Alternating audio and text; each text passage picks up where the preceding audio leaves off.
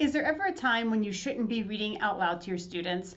Are middle and high school students too old to be read aloud to? Well, in this video, I'm going to share with you 5 reasons why you should be reading out loud to a teenager right now. Stay tuned.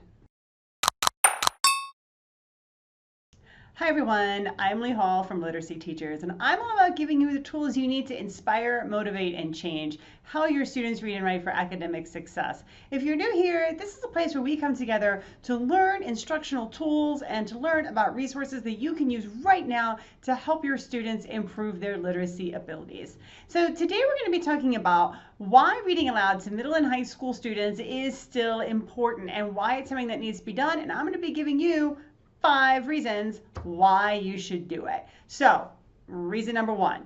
First of all, and this might come as a surprise, but they enjoy it, and high school students enjoy it.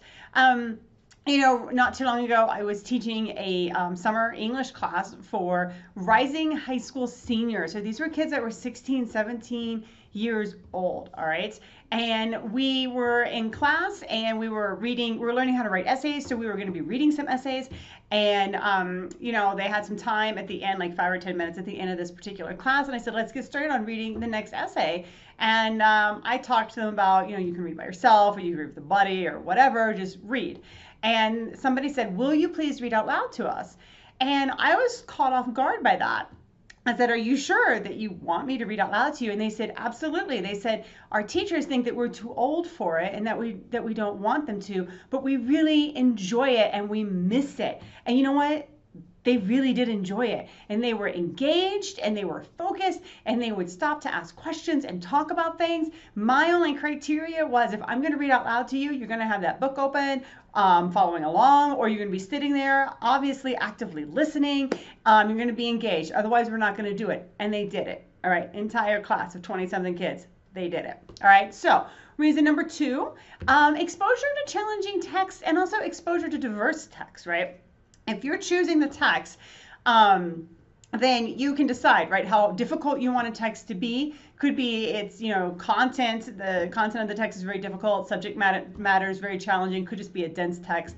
Could be something that students in your class are really interested in, but they just don't have the capabilities to access it. So if you think about English language learners, if you're teaching in an area particularly where you have a lot of English language learners, this is a way to expose them to some really interesting texts and let them hear the English language, right? And let them hear what it sounds like when English is being read out loud, and it helps them get engaged with the story, gives them more exposure. You can introduce students to texts that they would never have thought of otherwise, right? So you can increase, right, their awareness about text and authors and text types, etc. And on the flip side of that, they can do the same for you, because you can have students recommend texts that you would like to, that they would like to have you read out loud as well. So it goes both ways. All right, number 3, models fluent reading. Okay, so presumably you're going to read out loud and you're going to do a pretty bang up job of it. All right. So students are going to get to hear what a high quality fluent reader sounds like. All right. It doesn't mean that you have to do impersonations or, change your voice or anything, but you're going to have a good reading rate. You're going to have a good intonation, right? Things of that nature. You're going to be a good person to model if you come across a word that stumps you. Or a concept that's really hard. It's a good opportunity for you to stop and sort of walk through your thinking and how you're figuring things out.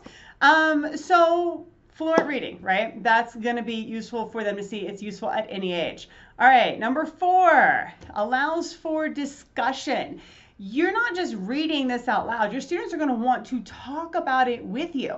This gives them yet another opportunity to talk about a really interesting text that they may have previously been unaware of, or that they're really interested in reading, but they just don't have access to, because it's too difficult for them in any capacity. And then reason number 5, it develops listening skills, right? Your students are going to need to sit there and listen to the story or to the text, whatever you're reading them, right? This is not to say that you should be quizzing them. I don't think you should be quizzing them. But you do, if they want to be able to participate in discussions around it, if they want to be able to ask questions, if they want to be able to get into it, then they're going to have to listen and pay attention. And that is always going to be a wonderful thing. All right. Thanks for watching, and don't forget to subscribe so you can catch all of my videos. And while you're at it, head on down to the comment section and let's talk about your experiences with reading out loud to teenagers. Let's support and help one another as we move towards inspiring, motivating, and changing how our students read and write for academic success.